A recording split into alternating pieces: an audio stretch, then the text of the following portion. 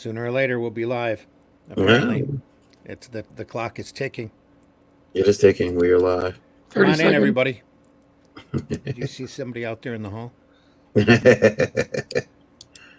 We are It's been 17 seconds I already. have Come on. I have our official notice. Where is everybody this morning? We have 2 likes though. That's good.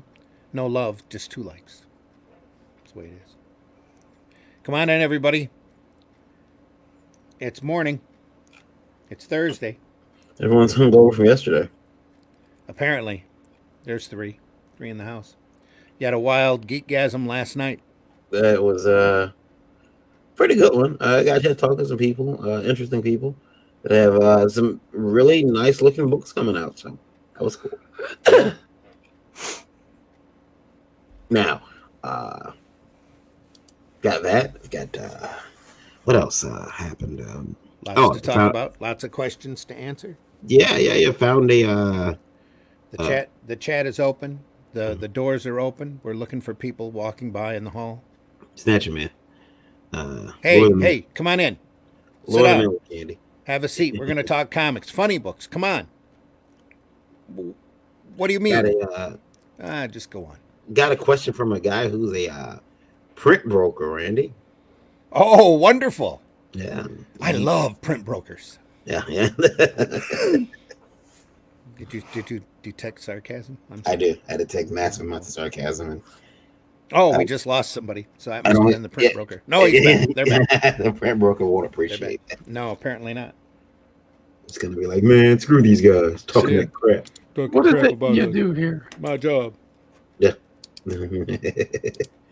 Also, Randy, we want to talk about, I think we have to at some point discuss, we had to talk with Rob Salkowitz on Tuesday. Yeah. Rob Salkowitz is the author of Comic-Con and the Business of Pop Culture. He was a good guest. Yeah, and it was cool to talk to him. He gave us a few pointers on where he thinks the industry is going. We're gonna talk about some of that, and also I also talked to someone on Twitter who is putting together a. He kept saying "sell" over again. I don't understand. Talked to somebody on Twitter who's trying to put together a virtual reality con, and we'll see how that goes for them. We'll talk about that as well. The old VRC.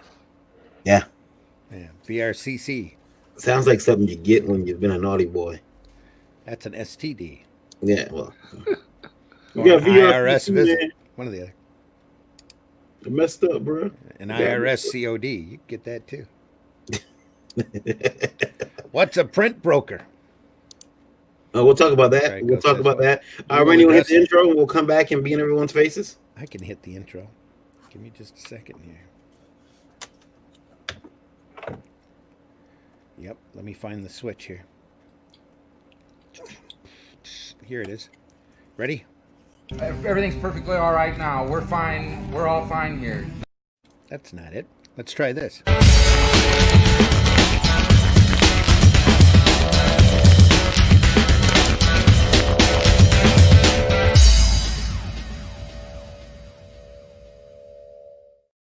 We're always feeling lucky on that intro. Always. Yeah. Sometimes. Hello, everybody. Holy crap. Maybe I should turn my camera on. Eek. We're here for another Thursday morning episode of Indie Breakfast Boss. We've got interesting things to talk about. We are joined by Dreaded Dinosaur this morning. Hello, Dreaded Dinosaur. How are you? I am well, I guess. It's very early. You can tell. It's very early. My bones haven't settled into their right positions yet. Yeah. Now speaking of positions there, Randy just switches around. Hello, everybody. My name is Varian Grant. I have been plaguing comics since 2008. I am going nowhere. They can't get rid of me. The game needs me. And I'm a comic book artist, writer, publisher, sensitivity reader, just all kinds of things. You can't even remember his spiel this morning, ladies and gentlemen. Yeah. Reluctant taxpayer, a father, a husband, geek, brother or something like that. I don't know. All those things, and as well as a Reverend Lord. a Reverend Lord. Yeah, yeah. The Reverend comes from being ordained. The Lord comes from purchasing a small parcel of land in Scotland. A small pipe dream while he For was sleeping. $55, a little small parcel of land, so I can use that. I can use a loophole to list myself as Lord Varian. Now, wait till I get that doctorate. I'm gonna be unbearable. You guys will see. It's gonna be horrible. Um, if there was a cheap way to get Esquire, it would happen. A cheap and easy way to get Esquire, it would happen. And judging from some of the lawyers I've seen out there, it might be possible. I'm joined as always by Randy Zimmerman. Hello, Randy. Hey, everybody. Randy Zimmerman. I'm been an alternative and independent comics for most of my life. Printed under Arrow, Weeby, and Massive Comics banners. I've done a lot of freelance work, done just about everything in the independent and alternative comics market, actually in the direct market, really, that you can think of. And I'm currently an award-winning commercial and graphic artist whose specialty is sequential art for advertising and education. So I have the Zimm Geek channel here on YouTube, ZIMMGEK. I teach cartooning. So since I just got contacted this week about teaching in the schools again. Yeah. So Sarah. Hello. hopeful signs. Here we go. Sarah's in the house. And Mr. Dreaded Dinosaur. Go ahead and introduce yourself, sir. Hi. Yes, that's right. At Dreaded Dinosaur. My name's Eric. World famous wrestling artist and creator of Dreaded Dinosaur Man on Webtoon, and finished up the Roddy Piper Kilted Avenger licensed comic book. All the art's done, and we are eagerly awaiting to go to the printer. So that's a lot of fun. You can find me at erichodson.com. That's Eric with a K, no C. I'm not a communist. And yeah, buy some art and help me pay my rent. That's awesome. I'm glad the Piper book is finished now. That's behind you. You can Yeah. go into other projects. Back to Dinosaur Man, I assume. Oh yeah. In fact, today, Thursday, is now Dinosaur Man Day every week. I'm going to pretty much not do anything else but work on the webtoon and work on the comic projects that I have in the works all day. That's cool. I think that you'll probably you keep that up, you'll amass quite a large amount of Dinosaur Man related content. Well, it's imperative that I do so because I've got to get the webtoon to a certain point before I even launch my first campaign with the book coming out, because I want to get the readers to a certain point in the relationship so that things make more sense. So, yeah. See me, I'm like, buy my book. Don't worry about it. I see what you're doing though. So see, it's like a credit. You're trying to get them hooked. See, first hit's free. See, if you want the real good stuff, you got to pay. Yeah. Hey, the stuff that's free is good too. I mean, that's where you learn a little bit more. You learn about the relationships, get introduced to the characters.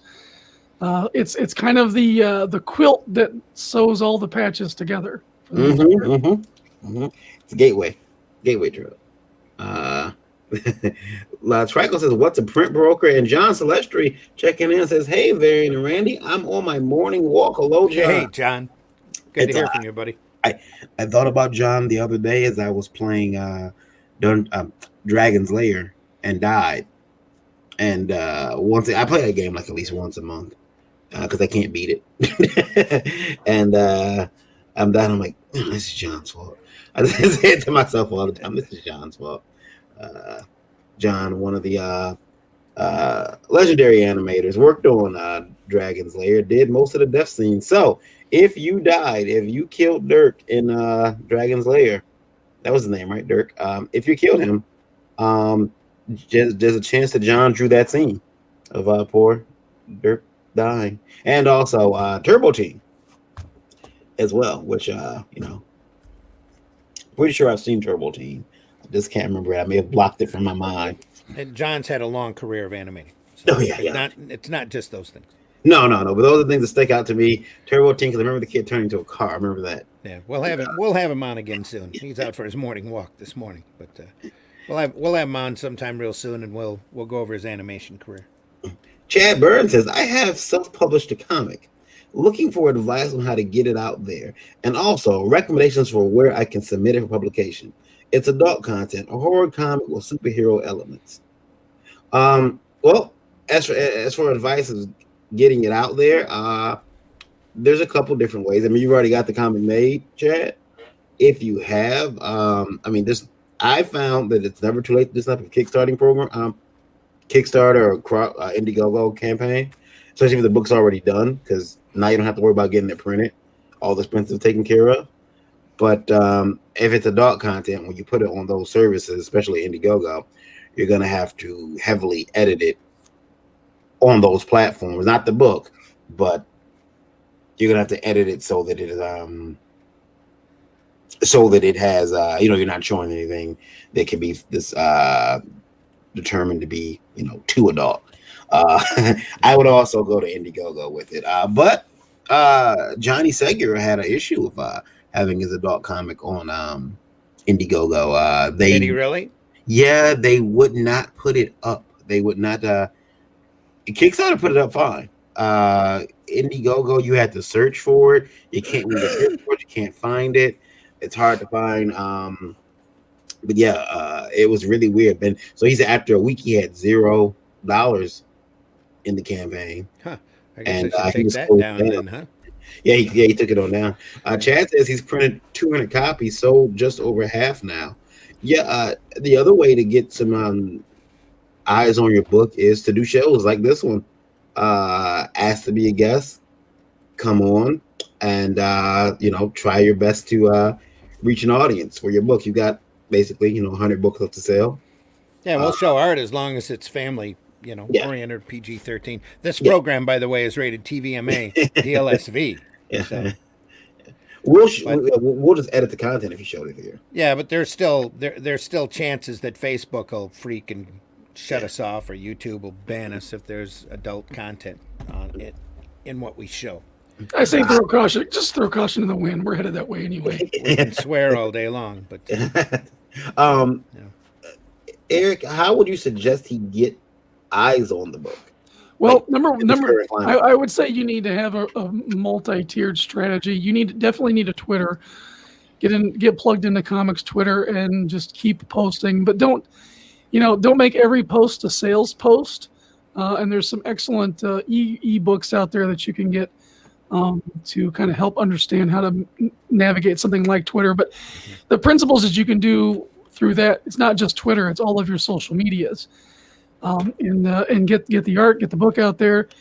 Do it regularly, because just again, using Twitter as an example, about 17% of your followers will see your tweet, and you've got about the first 30 minutes before it's basically expired and nobody's getting any eyeballs on it. Yeah.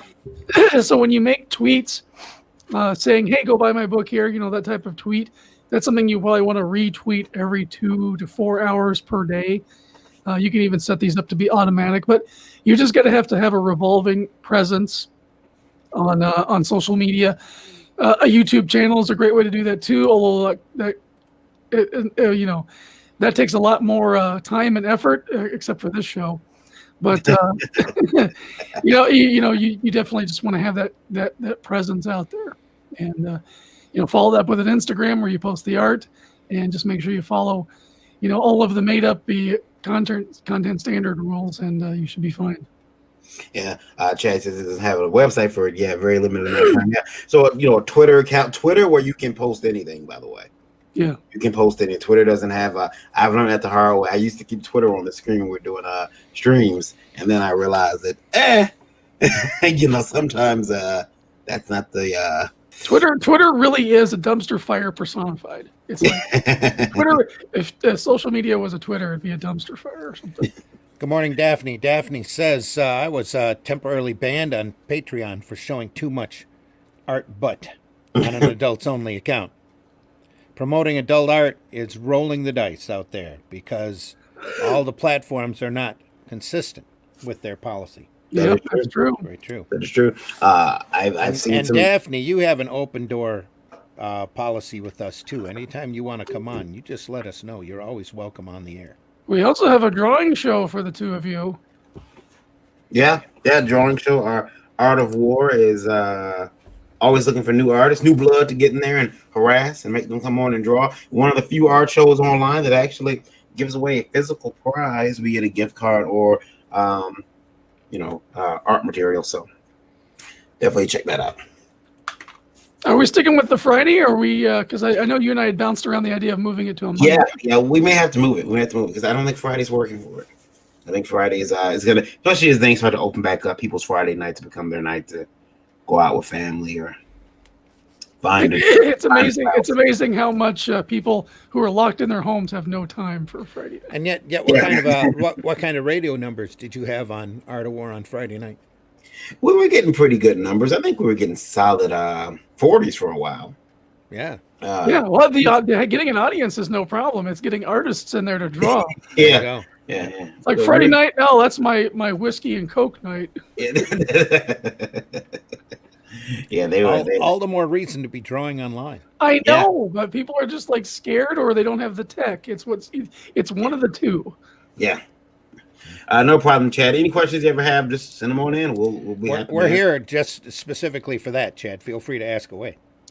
Now let's talk about print brokers. Trico asked what a print broker is. Randy, I think Daphne says, "Cool. I'm more likely to be up in the morning than JD anyway." Daphne, if you want a link, let me know. I'll send it to you. I'm serious. Yeah, you can be on now. The more the merrier. We can handle 10 people. So yeah. So good, my ex. And the more opinions, the better. You know. My ex-girlfriend can handle 10 people too. She handled 10 guys, not at the same time, mind you. She just juggled 10 of us. It was horrible. Sorry. It's too early in the morning to go for that kind of humor. I just really have a sad life. Well, who's been over my computer, by the way? My screen is tilted. This all looks like hell. Who's been over here messing around? I'm gonna find obviously you have squirrels. Yeah. I hate squirrels. Squirrels send white hot fear down me, and I don't move. I see them and I stop. One chased me when I was a kid. I never forgot his little squeaky face. Man, between squirrels and made up werewolves, you're just like, that. That's all squirrels are to him, small werewolves. Yeah, that's basically it. Yep. So Randy, what's a print broker? A print broker is a middleman. That if you need a job done, you're a corporate that has to have, say, a printed door hanger. Needs to have it done. You go to your printer broker, and your printer broker has a long list of possible printers, and that he will give you a price to get that job done for you, and then he will go and handle the printer for you. That's why he's a broker, a printer broker. He will handle the print job for you and then bring you the completed door hanger. It saves a lot of time for large corporations and big businesses that don't want to subscribe or have a department to handle such things. They just call the local printer broker and say, hey, we got a pamphlet that we need to have done that's going to say this and this and announce that and that. Printer broker most of the time will also do the artwork for you, handle the entire printing job, and in a couple of weeks, boom, he walks into your office with 2,000 pamphlets or flyers for you to hand out and an invoice for you to pay. So when I was first doing the Flint Comics newspaper, we ran through a printer broker who was going to handle the deal for us, and it didn't work out for us, particularly because it was just a constant. All he was doing was passing the file. We were giving him the file. He was giving it to the printer, and that was all that he was doing, and sending us an invoice.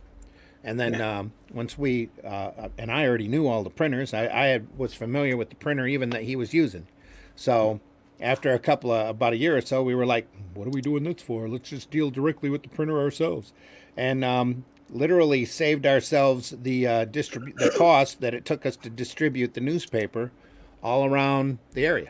So it saved us a lot of money to go direct. And when you're a small guy, it's like if you're a comic publisher or whatever, a printer broker is probably not what you need. It's kind of an extravagant expense. Yes, he will save you time, and you have to figure out how much that time is worth to you. But most of the time, he's taking 25% as a brokerage fee to himself for a pure profit. that you Right. might be able to save that time and money on just by doing a little bit of research and getting to know your printer personally. Plus, Carl, because he. if you're doing your own comic, it also gives you one more person to blame and one more person that can screw up. And I don't mean to be pointing at you, but one more person that can screw up your job between you and that printer. And you need to be direct. You need to have that direct line with the printer in order to, in order to know exactly who to blame. Well, the reason why I bring up printing broker is because of this gentleman's idea of what he wants to do. He has an idea, and I'm going to run it past you guys and try to make any faces when I run it past you guys. But first, Carl Witt's been showing that he has extravagant taste. He likes my hat. Fake news. Yeah. He likes my hat, which shows he has very, very good taste. Trico says squirrels are small werewolves. I'm dying. Daphne says, not feeling cute today. I'll just hang out in the chat right now, but I'll definitely come on next week's show. Thanks. No problem, Daphne. Anytime, Daphne. You're consider yourself a regular on our show, even though you haven't been on yet. All right. And then so this is a gentleman, he wrote to me. He wanted to actually advertise and said we have to, run it past our board. But he is a printer broker, okay? Okay. He will print your books. Mm-hmm. He says he can get you the best deal. 28 page colored book. At 500 copies, he's swearing he can get them for $1 a piece. What are they printed on, though? He claims, he claims Marvel quality paper. Now that was the first thing to me that stuck out. Marvel quality paper. What year? He didn't use a pound. He didn't use a pound. What year? He didn't say what year. Okay. He said Marvel quality paper. Also, though, check this out. Each comic that he has printed, you have to understand, they will have to carry his ad. Okay, and they're all union books now. Oh, really? Yeah, they're all union books. That's a big surprise. Yeah. Yeah. Well, he needs to know that an average comic's 32 pages, and to go 20 or 28 pages is a little thin. Yeah. Especially if you use current Marvel stock paper, because that's not necessarily thick stock. So when you pick it up, it's still gonna. That's why they currently in the market they call them floppies. Yeah. Right now, it's because they flop around a lot and you can wave them all over the place. Right. But even a regular newsprint book that's 20 pages looks thicker than a 32-page modern Marvel comic, and isn't nearly as floppy. Yeah, I don't. I was thinking of two I had to do it. So he'll need some samples. He'll need some examples, and then he needs a track record because $1 for a full color comic, he said 28 pages. Yep. Is At an incredible 500. At 500 units. Yeah, is an incredible price. Yeah. They'll all carry his ad and his union bug, but not afraid to carry an ad and a union bug. Yeah. Chad says Twitter. Okay, I know that was a good way. I didn't know that was a good way to promote things. I'm not on there. I guess I'll get on. Yeah, make sure, Chad, you let us know what your name is at being. We're on there as well. So, Chad, Volt. Twitter. Sorry, I didn't mean to interrupt you.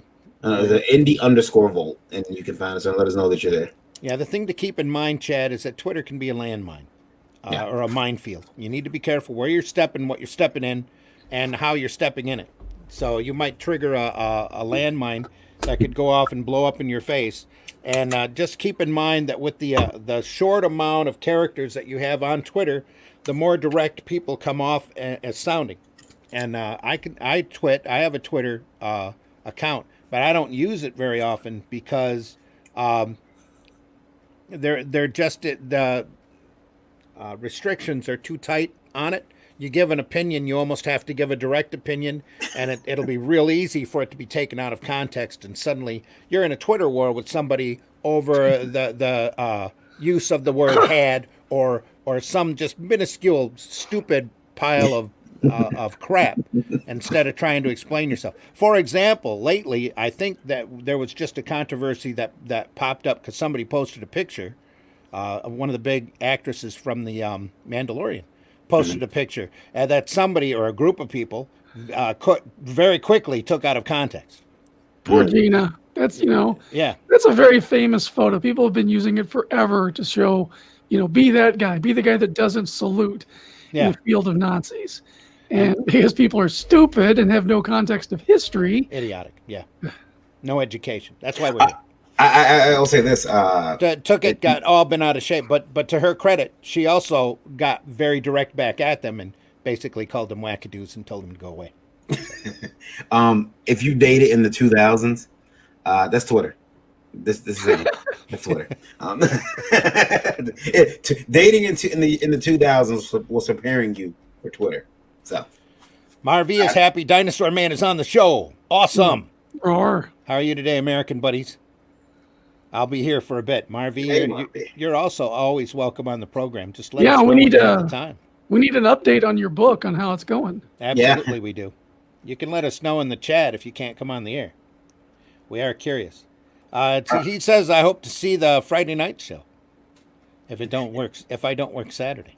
We may have to move the Friday night show to Mondays or something because it's Mondays or Thursday nights. But I'm thinking it might be Monday because you catch everybody at the beginning of the week. They give them something to look forward to. And for those of us, those of you out there who don't know, Marv is about 6 hours ahead of us. So now he is having lunch. Yeah. So, actually, he's probably done with lunch and he's well into his afternoon. So it's the future there. It's the future there. Yeah. I always feel bad when we have Marv or Ines on because I'm like, man, it's like nighttime there. Daphne says, I would think the only time you really need a print broker is if you're printing in China. Well, not if the print broker can get you a color 28-page color comic for $1 and do it on a timely fashion. Then print brokers might actually be worth it. Yeah, but, I did extend an invitation for him to come on the show if he wants to talk about it. So, hey, that could be a game changer for some people. But again, if he's getting that printed overseas, you're also at the mercy of the overseas and the borders. So, and you never know when a munitions dump at the harbor is going to go boom. Yeah. Just as an example, or suddenly trade relations with whatever country you're getting that book printed in are going to go south, and your book's sitting on the dock for a month or so, which has happened. Or there'll be a major beer bug pop up again, and nobody moves for months. So, that's why I always recommend you deal with local printers. Daphne says, heavily curate your Twitter feed. Don't have your DMs open. Block, mute often, and for God's sake, don't fight with little children on the internet. That should be illiterate children. I've never blocked anybody on Twitter. But I would suggest about when you have Twitter, also keep in mind that while it might be fashionable to have block bots, I did a test the other day. I created a Twitter account, just another one, just a basic Twitter account. And I went and I ran a block bot chain on it just to see what would happen. Well, I found that I had blocked not just a couple people that the block bot they were added to the block bot and their followers, but I also could not view certain.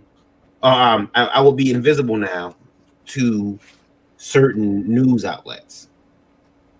So if I'm a creator, because IndieVolt follows, or not just IndieVolt, but other companies follow a particular person because they have to be in the know. Now you're blocked from seeing their content. They're blocked from seeing you. They can't see you, so you can't. It's kind of not worth it when you run a blockchain. Just ignore the person. If they get under your skin that much, you can always not read it. You can always skim past with your mouse and not read it. When you run a block bot, you are actually hurting yourself because now members of the media can't find your project, which might actually be something they want to cover. Mm-hmm. That's very true. Movie studios follow people all the time because maybe they're interested in that person's product. So they follow that person. Your project can be right up their alley, but they can't see you because you ran a blockchain. Because those blockchains will not just block the person, they will block you. They'll block that person, their followers, They're followers. I've been blocking people and I've never spoke to them. I'll go to see a tweet and I can't see it. So careful with the block bots. I just a young lady who was publishing to me. I told her, she said, "I want a blockchain. I want to get one. Well, how do I get a block bot?" No, you don't want a block bot. Yeah. If someone's bothering you, block them personally, individually. Yeah, but don't run a blockchain. Yep. Anthony Figueroa apologizes. He can't be on the show this morning. He's on the road. Yeah, he's a busy. All right, Anthony. On the road again. Busy man. He's on the show because he's on the road again.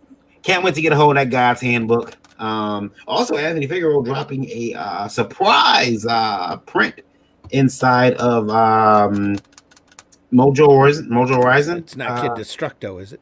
No. He dropped a surprise print inside of Mojo Horizon. Did not expect to see Anthony Figueroa show up on that book. I know it was in New Orleans, but I was really excited to see that. So he and you probably go ahead. I'm sorry, I didn't mean to step on you again. Sorry. It was a surprise print from Anthony. Now, if you got to get the entire Anthony collection, you got to get that book. And if you haven't seen Anthony's book, Anthony's crowdfunding book, I think he's closing that down here pretty quickly. It's called God's Hand. It's available on demand on Indiegogo. So go over there and take a look at that. It's really a sweet looking book. I can't wait to read it. He's picking up talent from people. I don't like it. He's reaching out. Is that okay to talk about? Yeah, go ahead. Yeah, he's actually recruited Eric. Eric's doing some work on the book. Yep, I'm the official inker on the book now, and cool. Maybe doing some help with the colors as well. But having a blast with the inking portion of it. It's been a lot of fun. Yeah, Eric actually messaged me privately and said I'm having fun with this book because he says inking over Anthony is fun.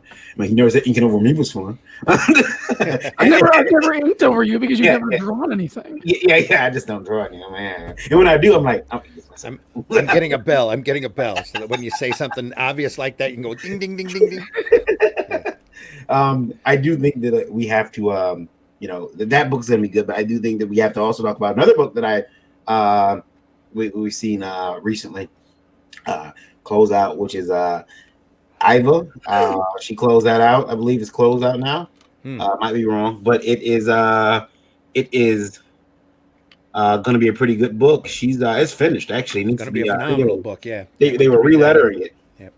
They went and relettered it. Were they relettering it? Yeah.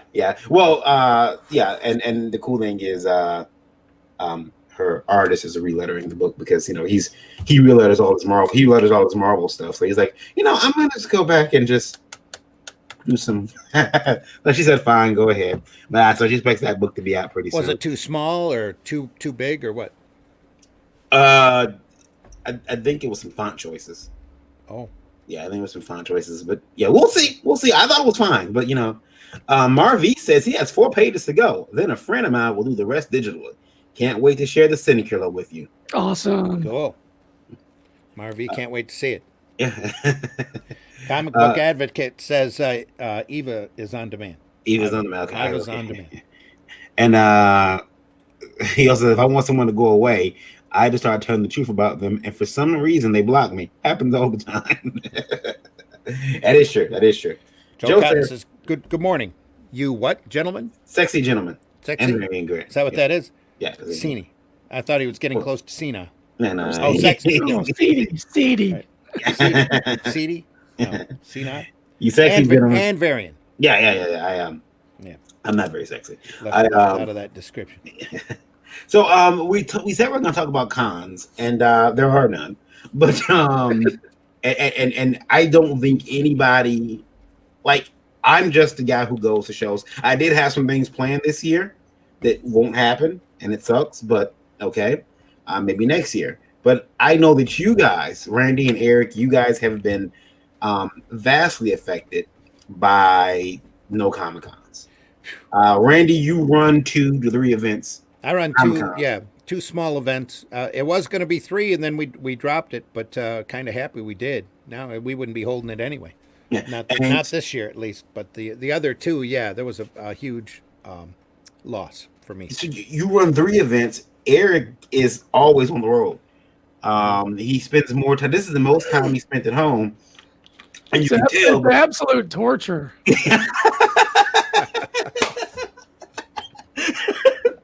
I was gonna say you can tell Eric's face is starting to get gaunt. He's Very Turned happy even more here. pastier than usual. The bags under his eyes are growing. That's just early morning. yeah. I walked out yesterday. I'm like, when did I get a new car? Oh, wait.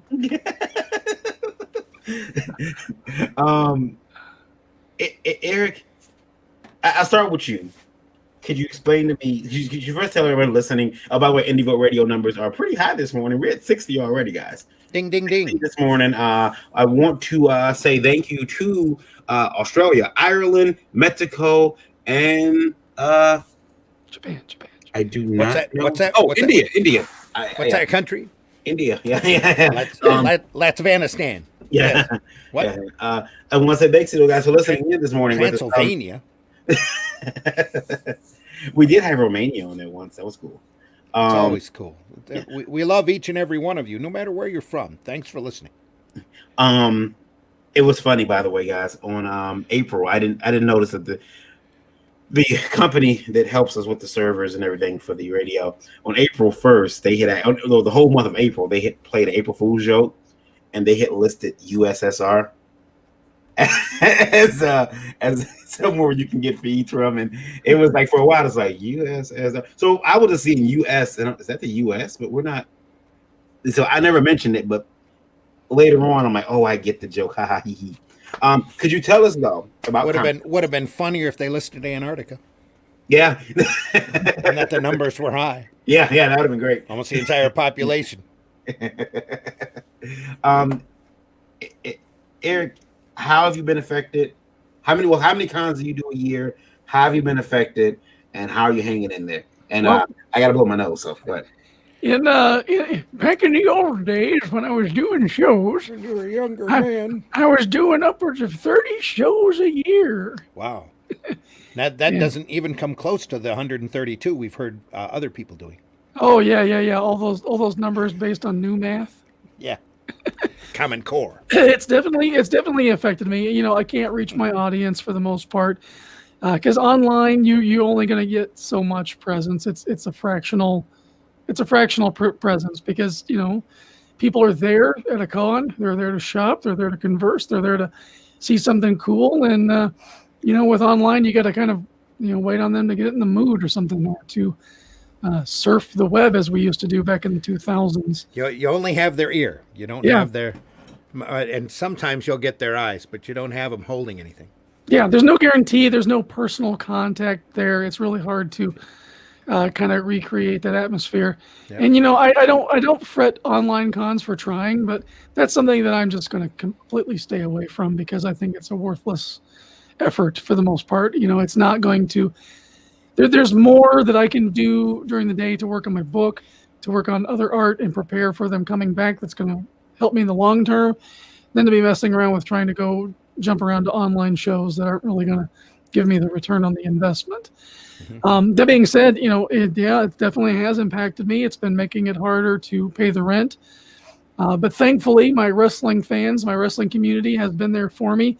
And I've been putting out some really great work for High Spots and through another affiliate through them who, they bring in wrestlers and get wrestlers to do signings and stuff. So I've been doing custom artwork for that. That's been keeping me afloat through this entire farce of Rona. And I'm looking forward to getting back to it. But I must say I really enjoyed the time to finish Roddy Piper, to get my ducks in a row for Dinosaur Man. Mm-hmm. So you just have to take advantage of what life gives you and use it to move yourself along. Absolutely. Yep. Is Varian back? No, he's not. Nope. Yeah, for me, some nose blow. Yeah, I've been just trying to catch up on stuff and work on a crowdfunding book. So, which I'm not moving very fast on because all this week I've got commercial artwork to do. Hey, that's great. Not though. That I'm complaining. You got work. Yeah, you got work to pay the bills. But yeah, some good profit too. So. That's excellent. But I miss those shows. I know. I would throw shows in small farmers market, and I miss them dearly because the camaraderie and just catching up with people, having a good time. So I don't do very many. I don't do nearly as many shows as you do. I only go where I'm really invited and where they have me on as a guest. Dorfis is in the house this morning. Good morning, Varian and Randy. No love for Eric, but okay. Good morning, Dorfis. We love you very much. Thanks for listening. Sorry, I've got to get back to work. Marv says thanks for the support, and I hope to see you Friday. Be safe. Marv, are you're on Facebook, right? Before you leave, you're on Facebook. Is that right? I seem to remember you being on there. Sorry, guys, I had to go blow my nose, and then I was like, well, since I'm here, I might as well. Marv might have already left. But Marv, if you're on Facebook, send me a private message, will you? We got something to talk about. So I figured I might have to fix my eyeliner while I was there. Oh, there you go. Got to fix your face. Yeah. It takes a while to get it just right.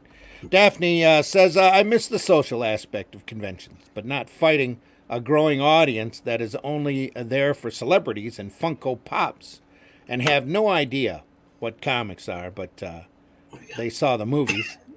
And I do have Prince of Harley Quinn or Deadpool. Yep. I'm just blocking this. Not on Facebook. Then you're on Twitter, right, Marv? Yeah, he's definitely on Twitter. Okay, Marvy, I'll send you something. You need to be on Facebook. I'm just blocking the large amount of pops on the wall back there. What you don't see, what you talking about?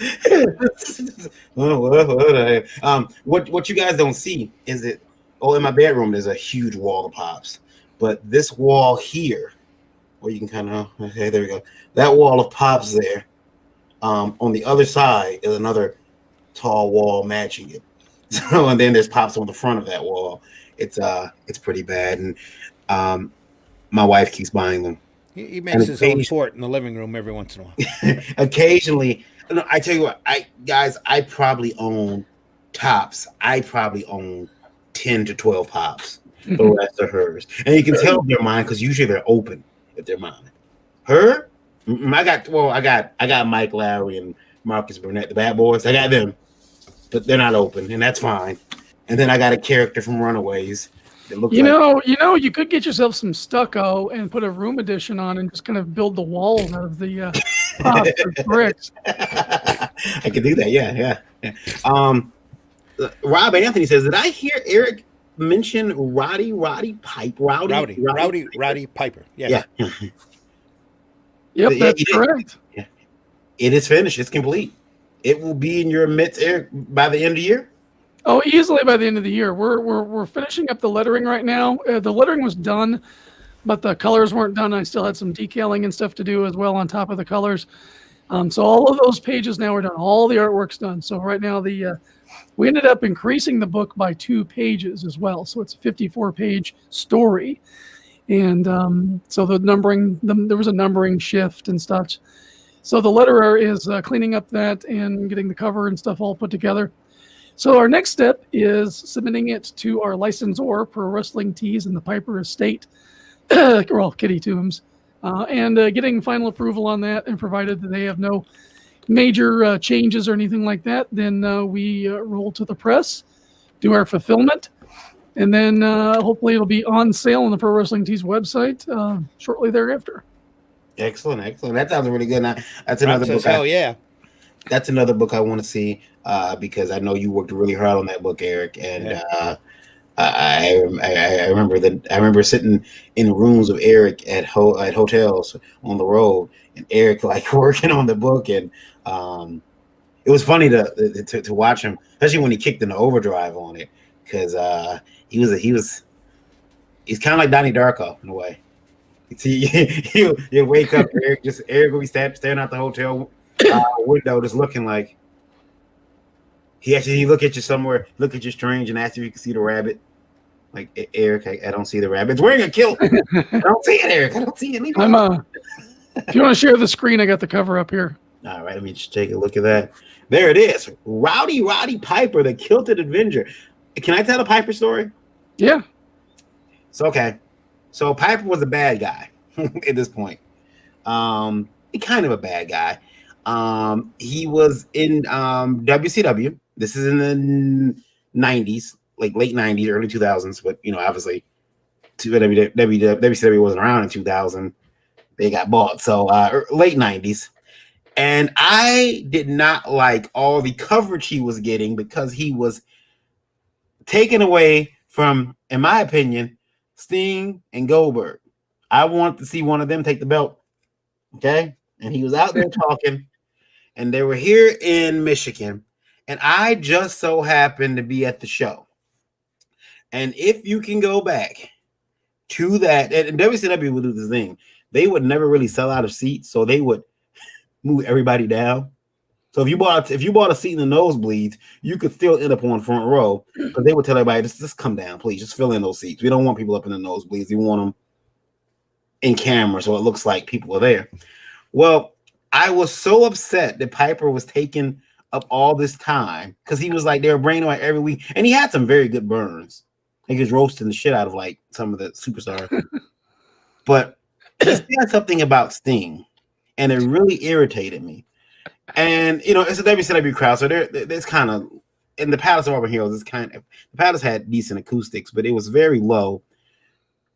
But he said something, and I scream, "Shut up!" And it's audible. Because when I came back home and listened to it, you can hear Piper talking and me saying, "Shut up!" in the back. So that's my Piper story. There. I'm sure Piper would bust me over the head with a coconut. Yeah. This is well, I'm sure there's a little 3-page sequence here that I want to show. So basically in the book, Roddy Piper is a celebrity talk show host by day, and he is a kilted Avenger by night. So we have this little sequence in the book where he's back in his upscale apartment there with Kitty, and there's a secret chamber in his apartment. He goes and plays the bagpipes, and the door opens, and he walks into basically his bat cave there with all of his stuff. So there's a baseball bat, a coconut, a flamethrower, chainsaw, some guns, some swords, lots of little bric-a-brac. Here's a box full of sunglasses and a garbage can. So there's lots of little things like that, and he suits up in his nighttime avenging, vigilante costume. Mm-hmm. So this is one of my favorite sequences in the book, and this is my favorite page in the book because it presents him as in the hero costume that I designed for him, and just a nice little quick little sequence of getting ready, kind of thinking about the whole kind of in a Batman way.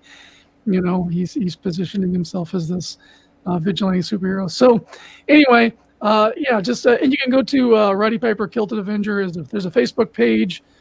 You can also follow Mess Bucket Comics, the publisher, as well. And just get ready, because we're going to have a much more larger release coming soon once the book is printed and in hand. Like I said, we're going to be should be on the Pro Wrestling Tees website shortly, so you can get it through them as well.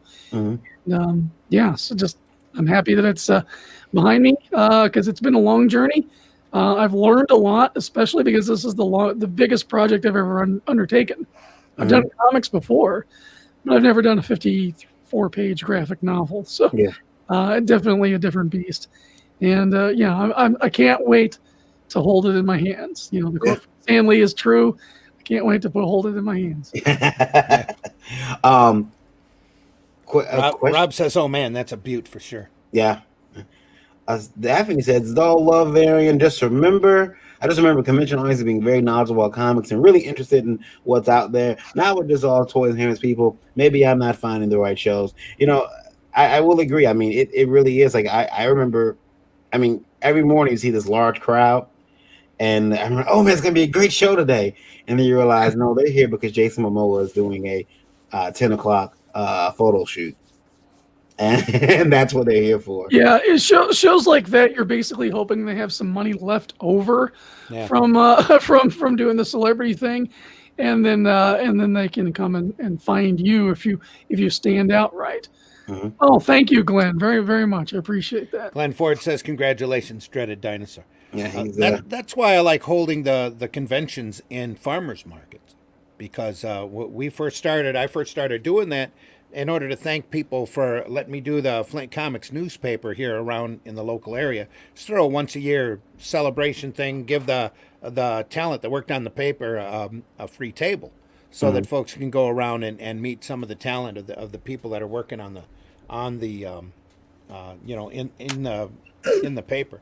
But the thing to do, Daphne, you might want to go to smaller shows, the smaller little 1 day shows where people can really concentrate a little bit harder, one on one, where you don't have the big flash and the big people. Your crowd isn't bigger, but that's more concentrated, and they're more likely to stop at your table and take a look at what you're doing because they're there out of the curiosity of comics and local artisans more than seeing the latest TV star. I've I've signed up for a couple of small shows here recently. They're supposedly are going on. The one is Erie Comic Con in September, and then Raptor Con in December. And of course, Steel City is also in December. So I think those are my 3 shows for the rest of the year that so far haven't canceled yet. Mm-hmm. And I'm hoping that they go through. Daphne says one of my favorite memories is Al Snow ignoring his handlers, coming to my table and buying the first volume of Tall Tales at MegaCon. I have a blurry photo of us somewhere. That's cool. Awesome. I've got a chance to help Eric at a few cons, and we went to a wrestling show in Pittsburgh. At least I woke up and we're in Pennsylvania. I think we're in Pittsburgh. And I remember I woke up and we're in Pittsburgh, and we get out and I walk in, and I used to train to be a wrestler when I was 18 and well-bodied, 18 and 20. But, you're around all these guys that are coming up with an independent circuit, and we all look like we're all scrawny, we're all small guys. Well, when and I'm like, I could be a wrestler. Well, when I walked in this show, which was basically a Comic-Con for wrestlers and wrestling, and you see the wrestlers, the actual superstars, walking around, and you realize how massive these guys were. Billy Gunn walked past me, and Billy Gunn is someone who I, as a kid, said, yeah, I can wrestle Billy Gunn. I could have put it on a good match. And the TV does not do these guys justice. Billy Gunn is massive.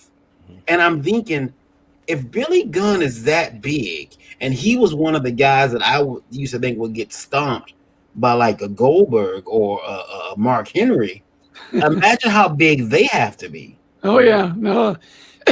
Funny thing is, I'm a bit taller than Goldberg. Yeah. So it's weird watching this, and Billy Gunn is. I mean, he's a huge guy, and his arms are like. And I'm like, I said, if he starts flirting with Chris, my wife, I can't do anything. I can't fight him. It'd be 2 hits. He hit me, I hit the ground. He's actually he's a really decent fellow too. Oh, he is. He came to the table, talk to you. Yep. Yeah, and it was weird because I'd sit there and draw, and so I look up because the lights there'd be an eclipse in front of me, and I look up, and there's some wrestler standing there, and I'm like, that's Raven. That's I feel bad because I never followed up with him, and I lost his info, unfortunately. So hopefully we can reconnect again at some other time. Yeah, you can always message them. Pretty sure. Hey, sorry I missed your I misplaced your information. Maybe I probably stole it. It's and Eric's got like wrestlers like phone numbers in his phone. Like now everybody's gonna try to steal Eric's phone. I shouldn't say that, but Eric's like wrestlers phone numbers, and I think oh, look at this, look, I've got numbers of people on my phone. I've got James Obar's number, Mike Grell's phone number, and look at this. I think I'm badass, but then I realized that Eric's got like, people who are superstar millionaires on TV, and here I am. Question from Indie Vote Radio, guys, and I don't want to read. I'm going to read it, but I'm going to read it and censor it. Uh-oh. Yeah. Okay. So, how come? How come? You guys, this is the best questions always start with how come. It's a grumpy letter. Yeah. How come you guys will always cover someone small in independent comics messing up, but you never cover big companies in indie comics messing up, like blank blank and the blank blanks? Okay. And their crowdfunding scam. Blank and the blank blanks? Yeah, I demand that you talk about the situation. We can't talk about them unless you tell us who they are. Oh no, he said the name. I'm just not saying it. Why is that? Because they haven't. There's some errors in how things are being done, but I don't think anyone set out to screw anybody over. Can you put it in the private chat so Randy and I aren't can. bewildered? I can. Hold on. I forgot. I was thinking about the I think private. I know who you're talking about. Yeah, I always forget about the It's private. basic lack of education on their part, or what? That we haven't talked about their screw ups. There's so many people that we've already talked about. Yeah. Oh yeah, please come on. That's not really a screw up. That's just a hey, look. I guarantee you, you start a comic today, you're going to make big, huge mistakes. But the thing is how you respond to those mistakes. We can talk about this, right? You want to name? There's no harm in naming them. Well, I just think that it's kind of in bad taste because they are trying to repair it. But I mean, okay, listen. Well, here's the problem. I'll say this: people are upset because the Red Rooster campaign, which funded very quickly, has been ended for. It's been done for a while. They're not like in demand or anything.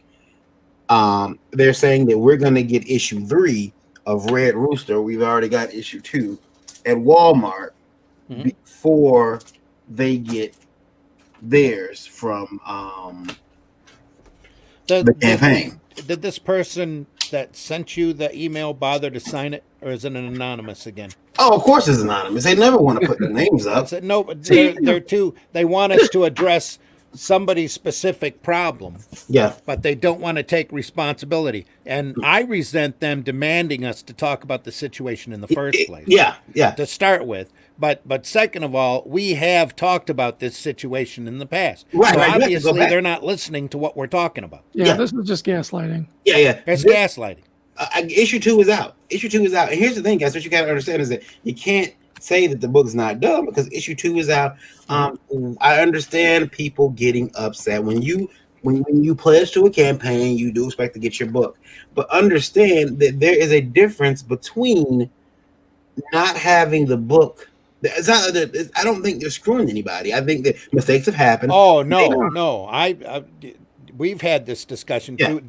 Should we not have this discussion on the air? Well, we don't have to have it. I mean, but I'm willing to have it. I'm not afraid of voicing my opinion on the situation. I think there's been some accidents and some problems, but I don't think it's not like you're not going to get your book. No, it's not like you're not going to get the book. You're going to get the book way late, though. Yeah, and that is a problem. Yeah. Speaking of hearing the term "I'm late," Rob Anderson pops in. That's not even funny. Yeah, that's not a funny joke. You hearing I'm late will give a heart attack to a dude. Yeah. I just seen Rob Anderson pop in. I'm like, oh well, yeah. that was grenade humor for me. Guess I'm just too old for that. I wanted to bring up a point. They bring up a serious thing. Why don't you take on people when there are things going on? I don't know, because you take on a bad, let's say, person who's doing a lot of Kickstarters, not delivering it, and then all of a sudden you're painted as a racist so they can try to redeem his actual name. That might be a reason not to cover some stories, because you get blowback. You call out a sexual predator and you get a dozen people suddenly surrounding him trying to make you look bad because the community to support you, the quote-unquote community, who only wants to be a community when it best interests them. But this is different because this is somebody who writes in anonymously, and you know what they kind of want. I heard Lola said it. They want on-demand news and gossip mongering. You know, that's what they want. They want. Oh no! I understand what this person's trying to do. He's trying to drag name through the mud. Yeah. He's also because they're not wrapping their head around what's actually happening here. Or they refuse to because they're upset because they're not being catered to immediately. Eric, you're friends with the Brightwaters. Kind of, sort of. Yeah, they didn't block me on Facebook. Right. Yeah, they haven't accepted my friend request. So. Right. And I believe that I'm friends with Mitch on Facebook. And they're not. And I'm gonna get to your point too, Rob. But they're not. They didn't make a book. They didn't make a vaporware book. A vaporware is an internet or tech term for when you say, "Hey, we got this technology, and it does not exist." Right. But so they didn't make a vapor comic. The comic is there. Are you upset that people are gonna get the book before you get yours? Well, that hasn't happened yet. Issue 3 is not out yet. In fact, I heard they're gonna actually push issue 3 back, so that.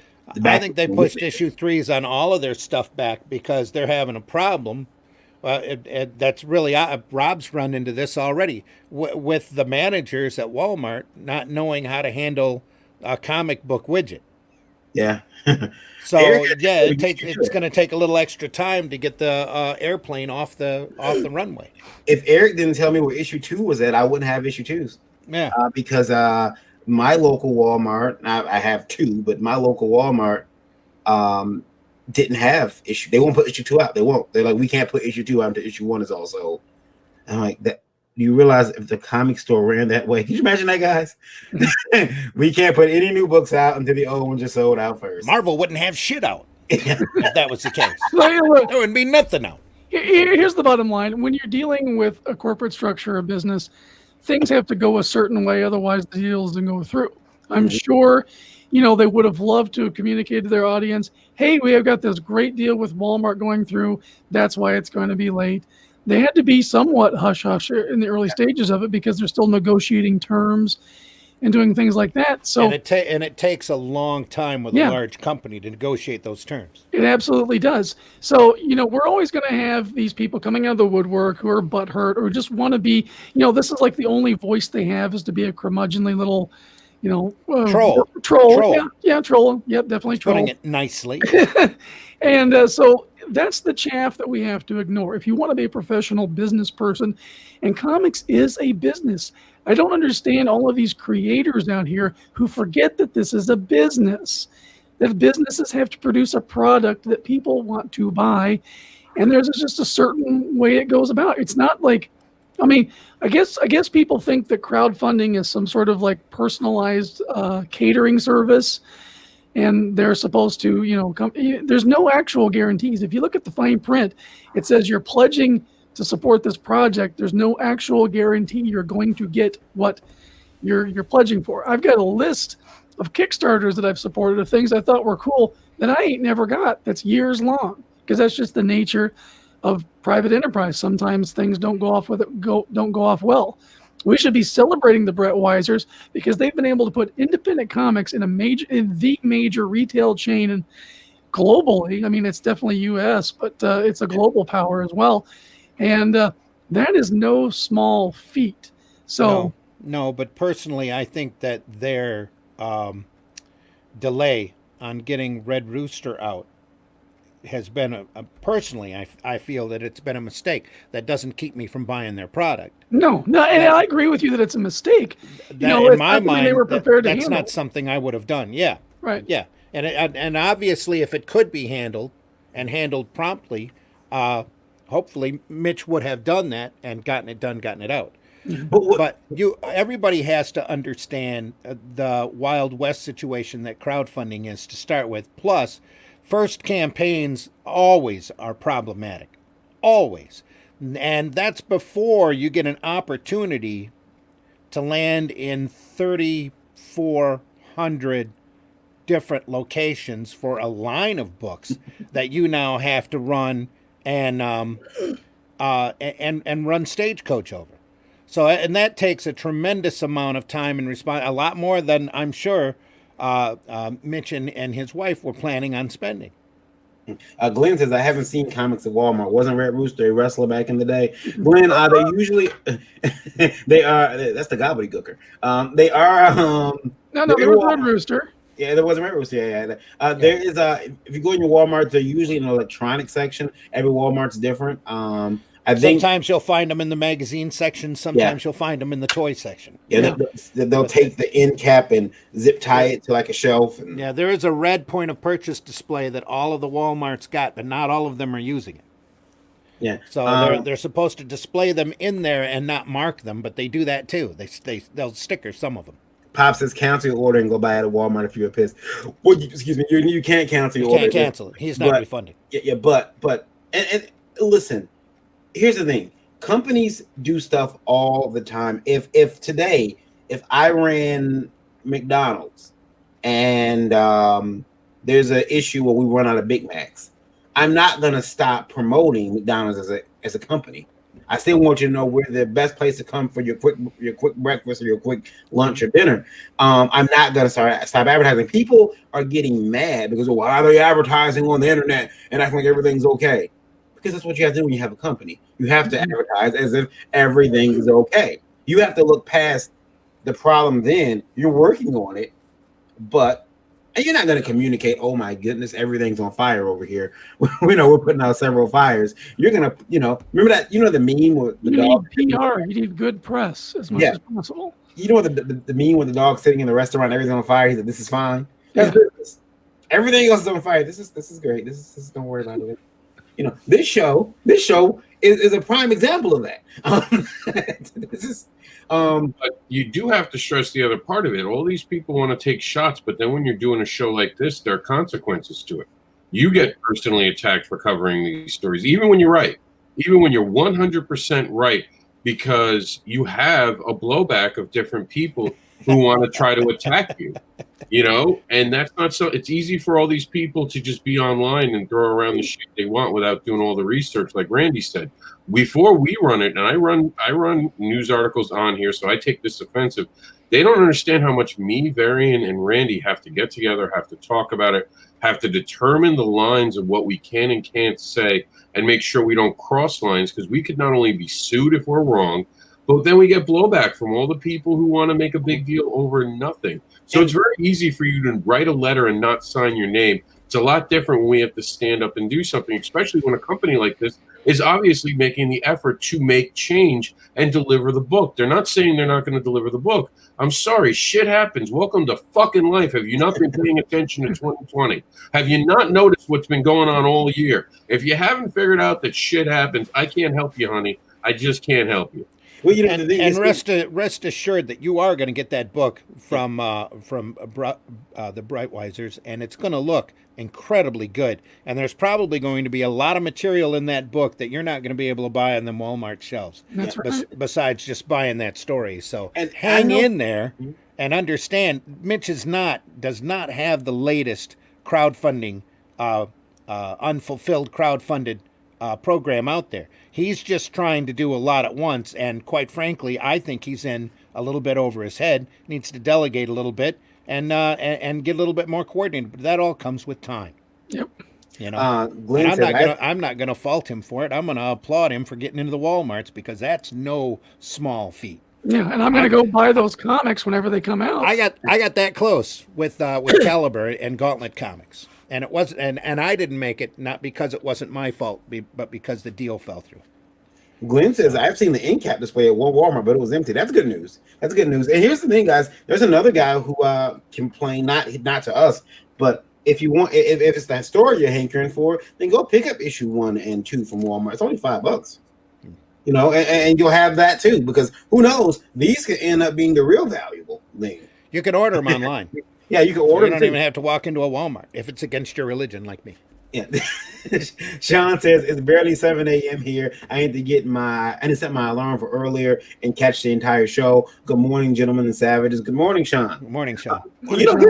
Here's the thing, too. I want to bring this up. Rob mentioned it. We do get together. And we do, we do get together and we talk about things, like if someone writes an article in, and Eric's been privy to a lot of those conversations. He comes in, and we don't always agree. Like I may be like, let's nail the fucker to the wall, and Eric's like, man, maybe we should get some more information first. And Rob will say, let's get more information, and I'm the only one sitting there saying, but I brought a hammer. I wanted to. Normally though, you say you brought a hatchet.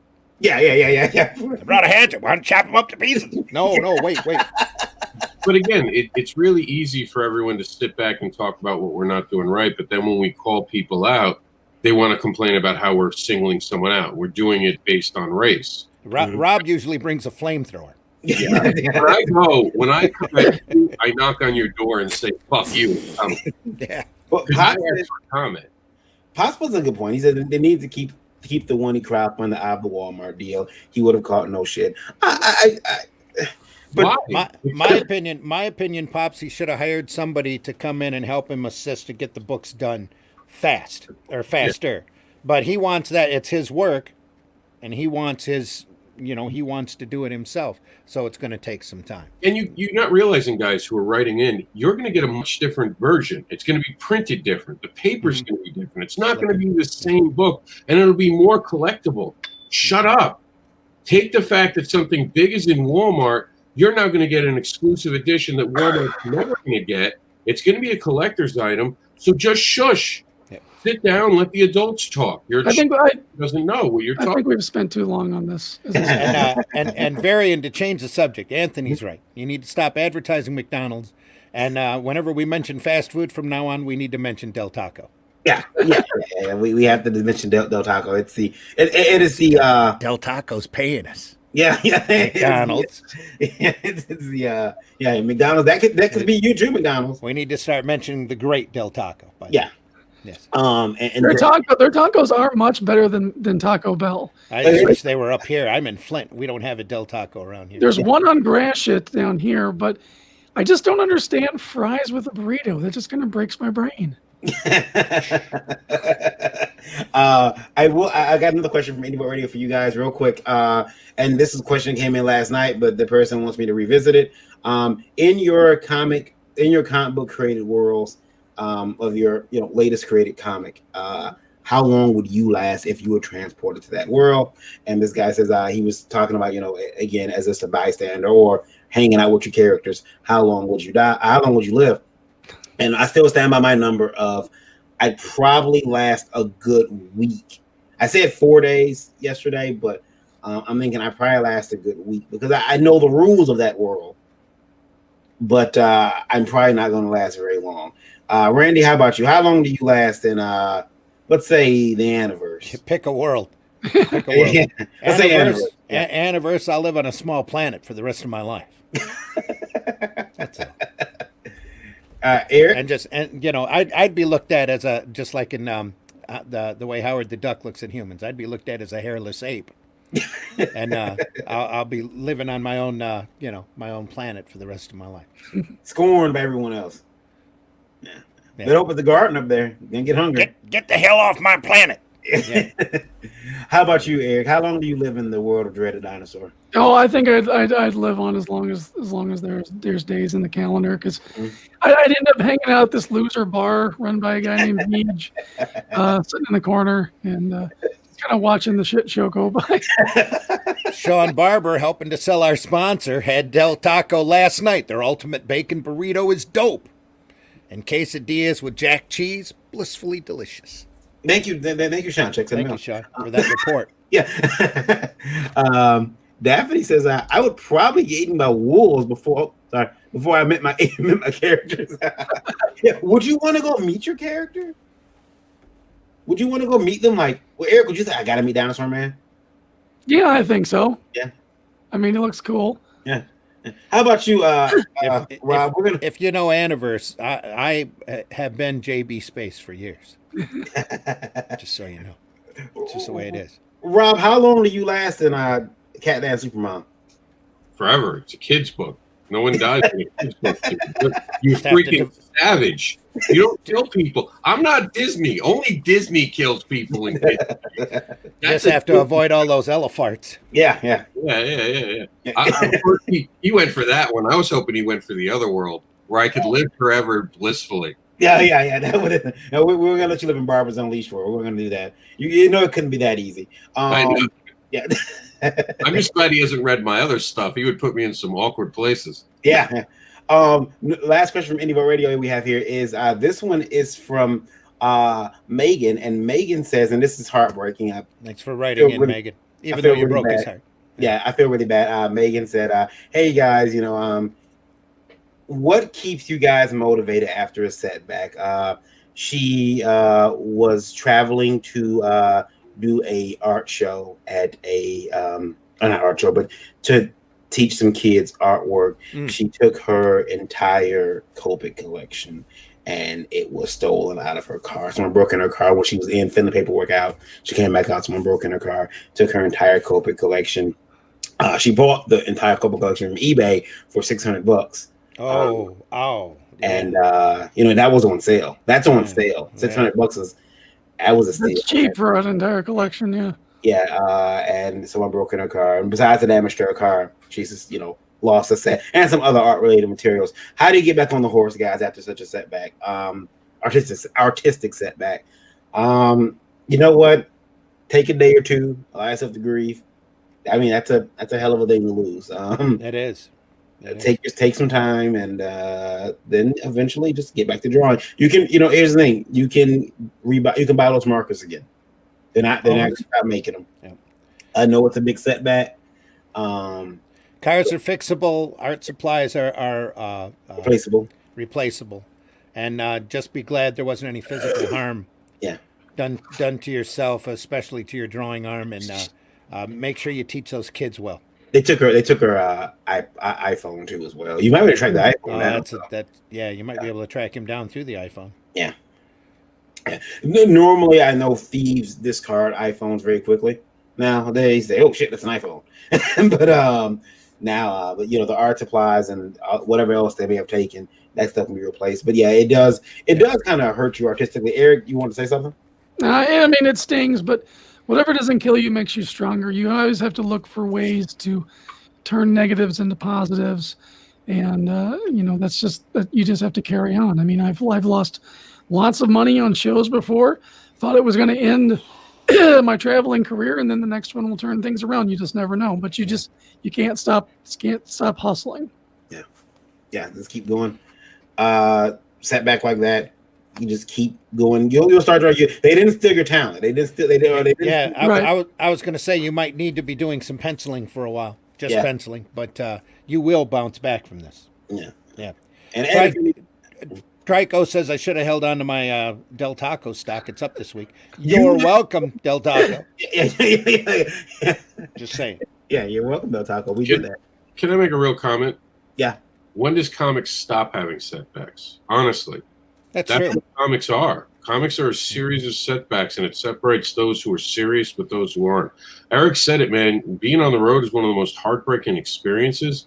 You have shows that just teach you that you're just not for this industry and that you should leave. And that's that moment where the people who are serious about it show up to the next show, like Eric, and then they kill the next show and they don't let what just happened to you affect you. Exactly. Comics will break your heart, but not just once. Comics is that ex-girlfriend that got away because she got away and you keep chasing her and you just want her to fall in love with you. And every so often you have like a 6-month great period and then something else comes out. Yeah. Your heart's broken all I over. mean, this is life in general. You're only a quitter when you stop trying. Exactly.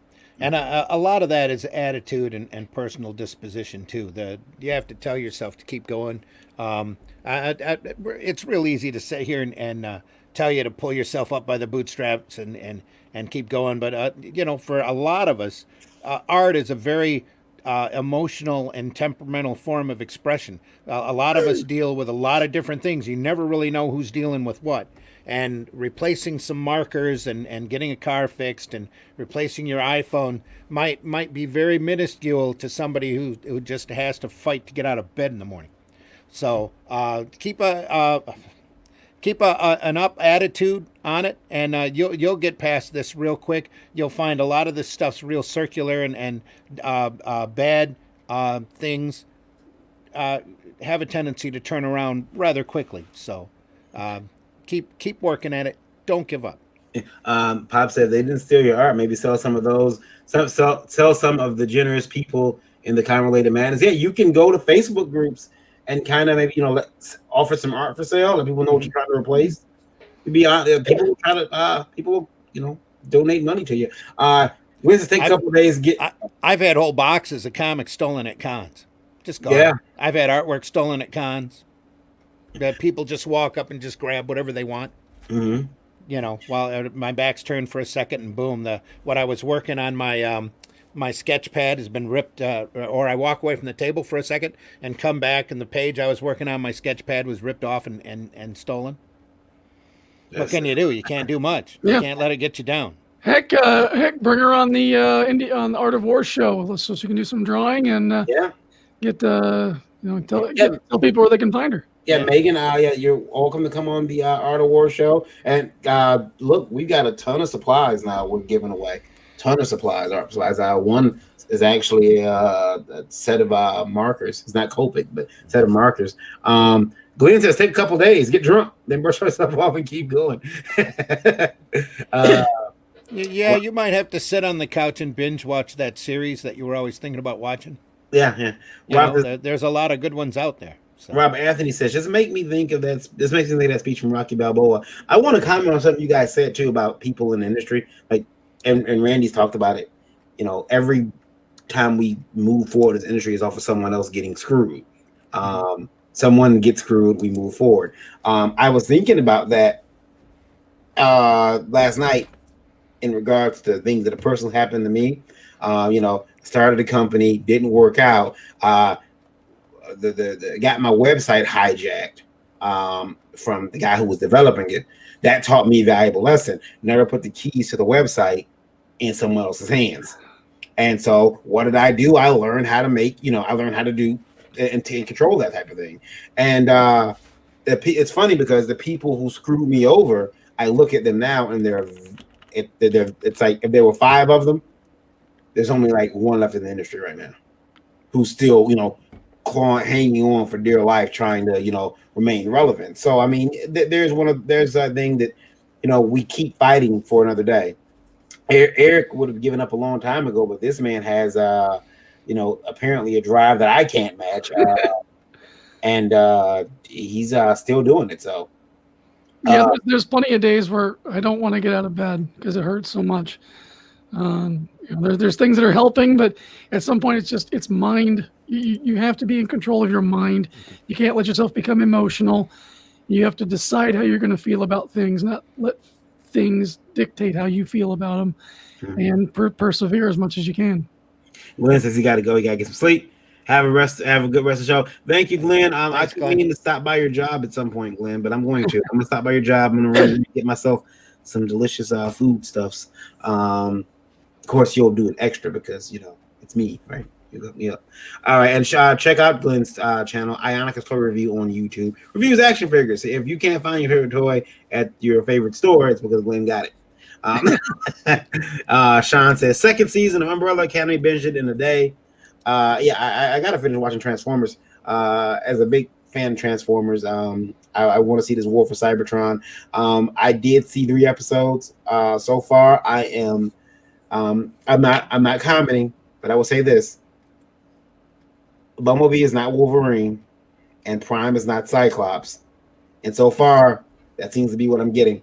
No, it's early. You have to understand this is before we've ever seen them before. So there's moments that make them who they are. Keep watching. Is Prime Orion Pax? Because that's who. No, he's just been made. This is like before they go to Earth. This is before they escape Cybertron.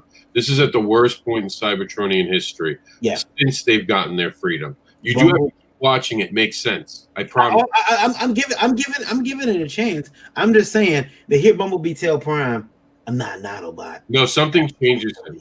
I'm pretty sure there will be. Yeah, I'm something pretty sure there will be. changes him deeply, and you'll get your Bumblebee. I'll tell you this though. I'll tell you this. I don't think you ever see like a prequel to a show and you wonder, well, how the hell did that badass character get to be this little? Look, Bumblebee is always a fat. I'm gonna be honest. Bumblebee is a fat little boy. Okay, he's always been the fat kid. He's fat. He's fat. Look at him. He's fat. He gets caught all the time. Okay. Now that Bumblebee is svelte. He is quick. He's a badass. That Bumblebee doesn't get. I don't like how they monetize Bumblebee. He's supposed to be a fat little kid who's innocent. Look at those little fat chubby cheeks. He's precious. You know, Bumblebee's a scout, right? I'm just putting it out there. Scouts aren't generally fat little kids. He's fat. Look at that little belly. He's a little Dutch boy. I just can't wait till he starts having his theories about Starscream. It's only going to make it worse. I've seen. Let's not. He nags, that's a woman. I do have a question for you guys though, and this came from Indie Boat Radio last night, and we were going to. Before you jump to that question, I just want to tell Megan. Mm-hmm. You ever get a chance to see Carnival Row? If you can find that 9 episodes, it's worth binging. You'll sit there and you'll watch it all the way through. Okay. Best thing Orlando Bloom has ever done. This question is probably more of Eric's. Eric, they want to know if they have a webtoon comic. He says he has a couple of 100 subscribers. He wants to know, and by the way, his name is Aaron. Aaron wants to know if there is a point in making that book print and selling it, even though it's available on Webtoon. My first thing is, go ahead and print it. You can offer signed copies. I mean, they can't get a signed copy on Webtoon. But, and because it's a different format that gives you areas to explore, you don't have to do my strategy. My strategy is that the Webtoon will always be its own thing.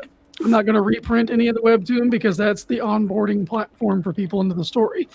The print issues will all be, connected to the story, expanding on the story. But I always want to keep the Webtoon going as the onboarding station. You don't have to do that. And certainly people who will do a print comic work backwards as well and have a lot of success in that case as well, and put the print comic on Webtoon.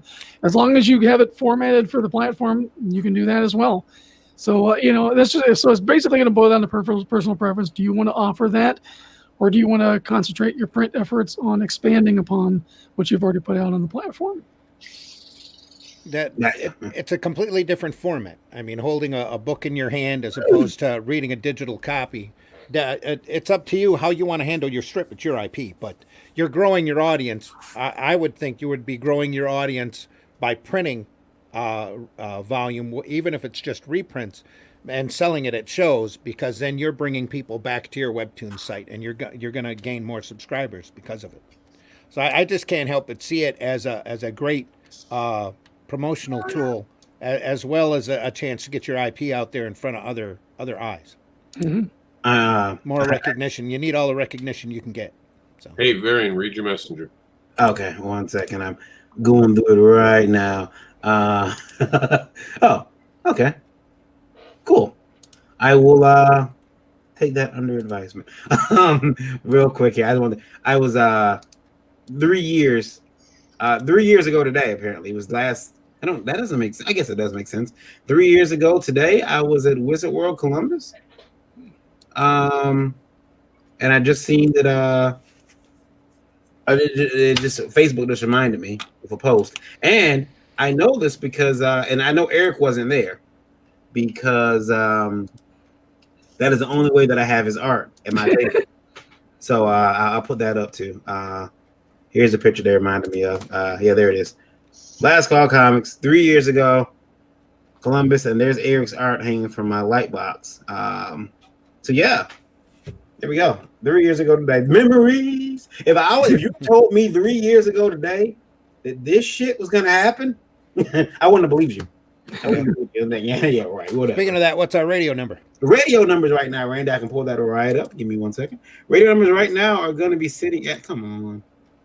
Oh, sorry, stupid butt.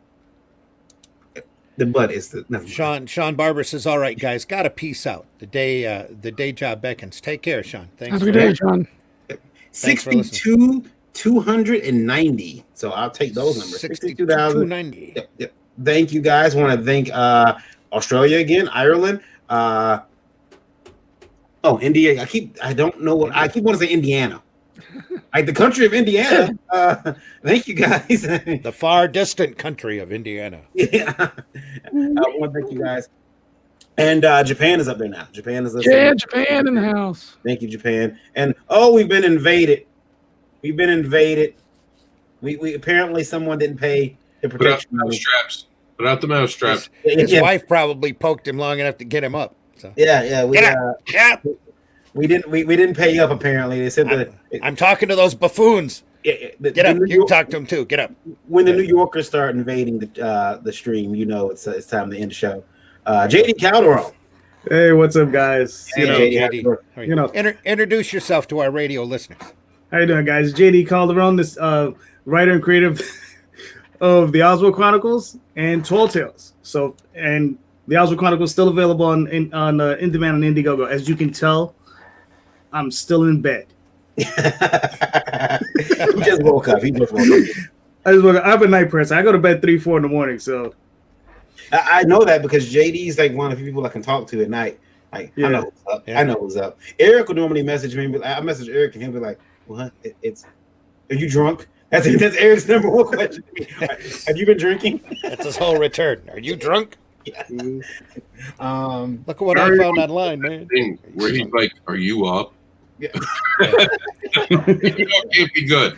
You're like, do I want to commit to this? I am up, but am I ready to commit whatever is you want to like make a video or something and it's going to be horrible and I'm not going to sleep again? You have to make that call. Yeah, you have to make it. Say it says red. I just couldn't handle whatever you're about to do at 3 in the morning. From Indie Vote Radio, you can't make the smell of a fresh book, says Rob. Yeah, Rob Anthony says you can't replace that smell of a fresh book. Mm-hmm. Well, newsprint. Another question from Indie Vote Radio is this one is from. I'm sorry, I have Helly, Helly, Helly, Healy maybe. Helly. Varian, you said that a couple weeks ago, Varian, you said thanks for listening. Friends building a comic company together is a bad idea. Why is that? Well, let me fix that for you. I said you need to restate what you said. Yeah. I said that trying to create shared universes together is bad because I'm guaranteeing you will fight it out over something, be it ownership, whatever, because your character, you feel that your character is being used incorrectly in someone's version of it, or in this situation, I take Dinosaur Man and Mischievous and put them in a story together, okay? In my comics, story with one of my characters. And that is the story that some movie studio decides, hey, we want to adapt that into a feature film. Now, here's the check. Oh, crap. I can't sign for that because, well, I am. I'm going to sign for that and let them figure out later that I don't own Dinosaur Man or Mischievous. That's what I'm going to do. But if I was ethical and honorable, I would say, oh, crap, I can't do that, guys, because I don't own Mischievous and I don't own Dreaded Dinosaur. And that little tag at the end with Oswald, I don't own that either. But that's okay. They got to go talk to all you guys. Eric's going to demand $1 million. Randy's going to demand $3 million. And it's going to be $3 the deal. I just demand 2 because I have to share. That's why I say don't create shared universe with your friend. Eric, you're going to say something. Yeah, I just want to say that comics, again, is a business, and nothing will test a friendship like being in business together. I'll kill him. I'll go as far as to say you're right originally with the idea that they're putting on you. Don't start a business with your friends if you want to keep friends. Yeah. And that's just the truth. And I'm saying this to be honest with you. People can't handle it. People can't handle feedback. Like, look, Varian has seen it. There's a different gear to me when I'm doing business in comics. It's not meant to be cruel. It's not meant to be mean. But if you expect me to be a friend and not run a business, you might take it that way because your ego's going to get in the way. Sometimes it's hard working with your friends because they expect you to always pick them up, and they don't realize when you're a friend, you're like, oh, it's good, buddy. You work on it. When you're in business, you're like, this shit ain't gonna work. Here's why, and you drop a list on them because you're part of that business and you need to be successful. So you got to treat it like a business, and that means you don't have friends in a business. When I put that business hat on and I'm in a meeting with Terraform Comics, both Eric and Varian have seen. I'm not cruel, but I'm not gentle. I'm honest. And me and Eric have both sent Rob threatening messages afterwards, usually like this. We've sent him those before, letting him know that, hey, would you room with me at the next Comic-Con, please, Rob? Please? I don't send messages. I just let my hatred seethe. Yeah. Eric's the one you got to worry about. Eric's the one that you wake up in the hotel room. I'm the quiet one. Yeah. Just watch out. Just watch out for those hotel rooms filled with all the plastic wrapper on the floor and the ceilings. Yeah. If we ever get to stay in a hotel room again. No, but seriously, you can't have a business with friends. You have to have a business. And Eric's right. You have to go into that agreement knowing that this is a business and you're going to act like business people. Yep. And you have to understand that going into it, you're going to lose a friend. More than likely, if you're working with friends, you're going to lose a friend because someone's going to take it the wrong way. and as the kids say, get butt hurt over something that they can't deny, and they're going to get pissed at you because you were right for the business and they couldn't handle that. Because, you know, friendships, yeah, exactly. Sometimes friendships feel more like dating, where you have to like fucking appease your friends. But in business, you don't have to appease shit. You just have to be right. That's the difference.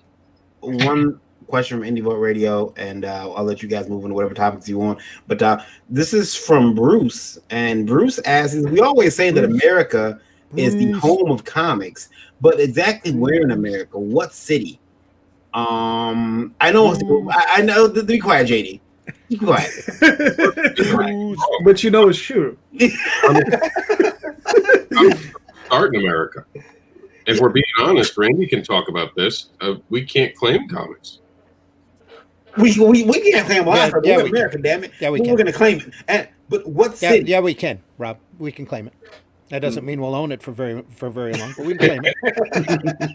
Yeah, we can claim it. You'd have to go way back and decide exactly where the starting point is. But the hub of comics used to be New York. And that's because that's where all of the big publishing was going on. All of the filming stuff always happened on the West Coast. All the paper publishing stuff always happened on the East Coast, and that was New York. So that's why DC Marvel offices, all of the big comic companies, even back through the 60s and 70s, 80s, 90s, pretty much, we're all in, up to about the 80s, we're all in New York. Then you started having some once the independent market sprung up. Then you started seeing some on the West Coast and some here in the Midwest start popping in. And then everything's exploded since then because it's so easy to print a book anymore. Weird places like Seattle places. and Portland. Yeah. Like Portland. People live there? Portland. Yeah. Yep. But it started in New York. Yeah, and comics were primarily an American invention in their current form. Of course, the Japanese and the Koreans have taken it and completely done their own spin on it. The Europeans have definitely done the same thing. They've taken the idea of words and pictures and put their spin on it, and it's all glorious. But really, it comes from American.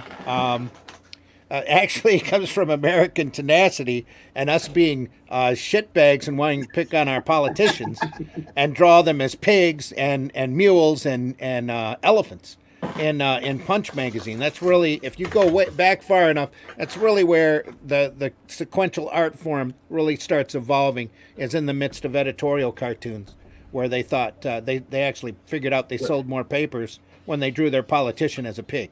Let's face it, we should have never left the loving embrace of King George. Let's face it. Anyway, as a country,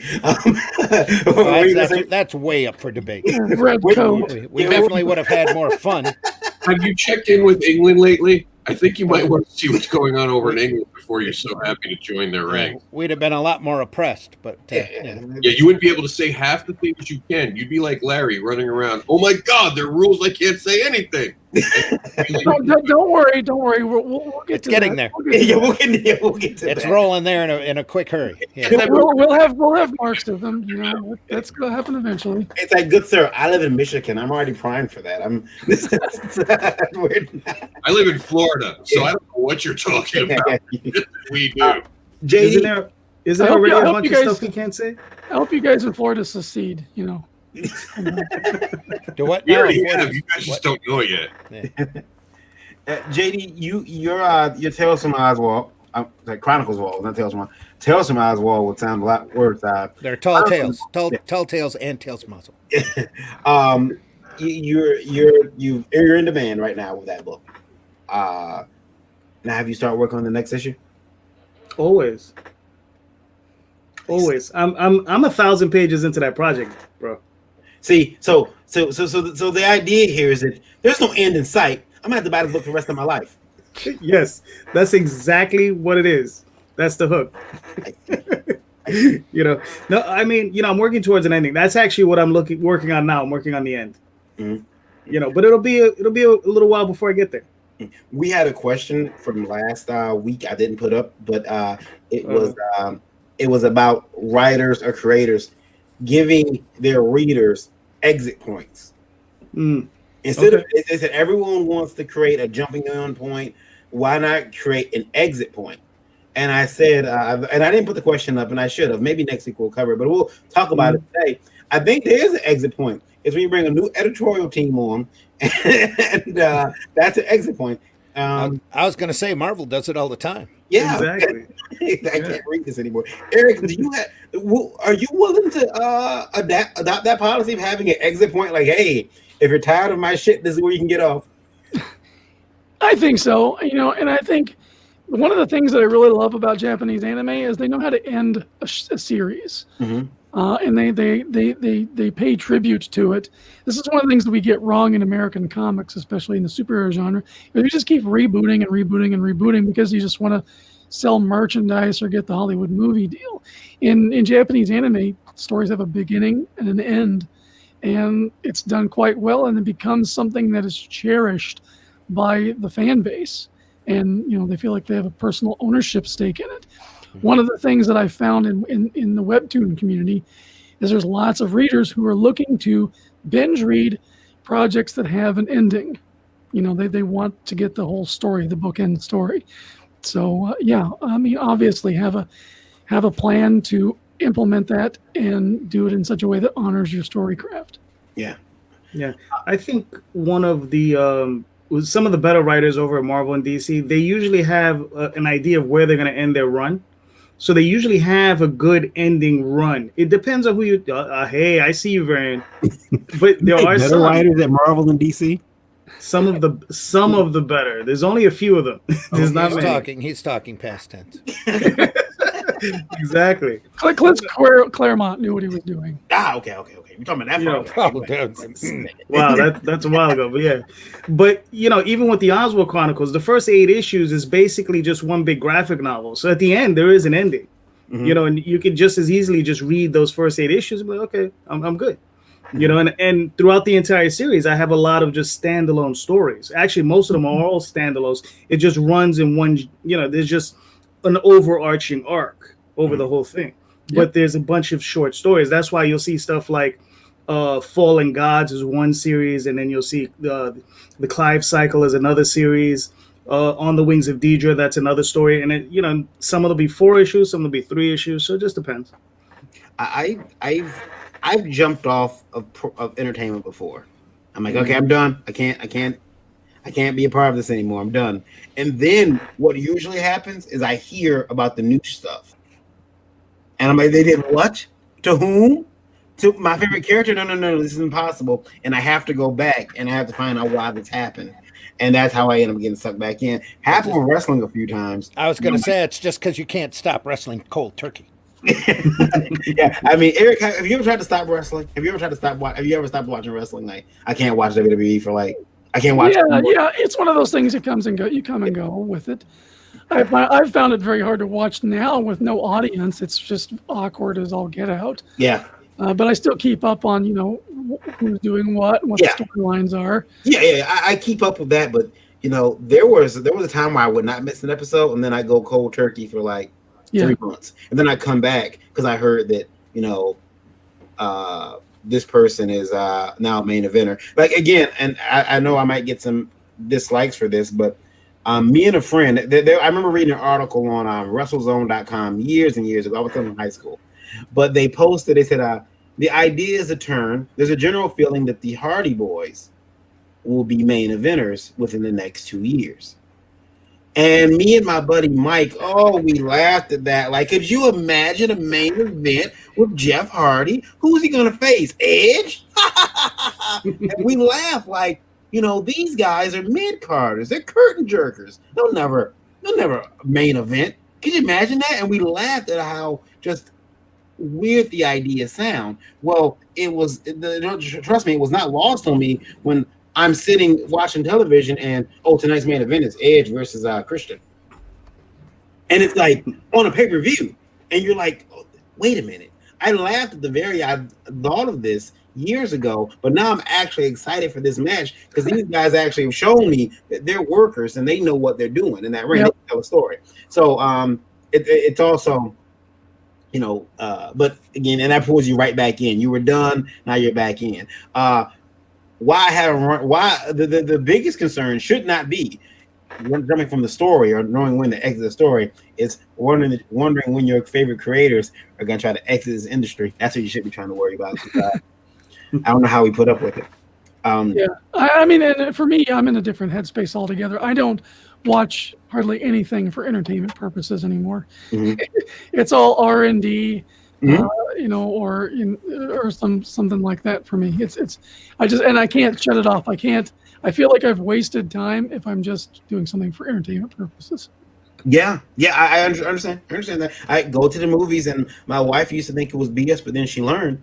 She's like, I think you're right. Like, you need some inspiration. Let's go to the movies. I can't do that anymore. Sorry. So let me ask you a question. Do you go on vacation and do you go on an actual vacation and feel the same way? Yeah, I've never been on vacation in my life. That shit rolled off in my taxes. It's like, oh, I'm on a Comic-Con. Oh, I'll have an extra day and go to the beach. That's my vacation. Yeah. I did that for a long time, and I'll be honest with you, because I would go to San Diego, and then I would fly out to Vegas for a few days, right? And that would be my vacation. But I have found that taking just a week off just to do a vacation is way more rewarding than you might think. Oh, I don't doubt it. I don't doubt it. I just can't get myself there.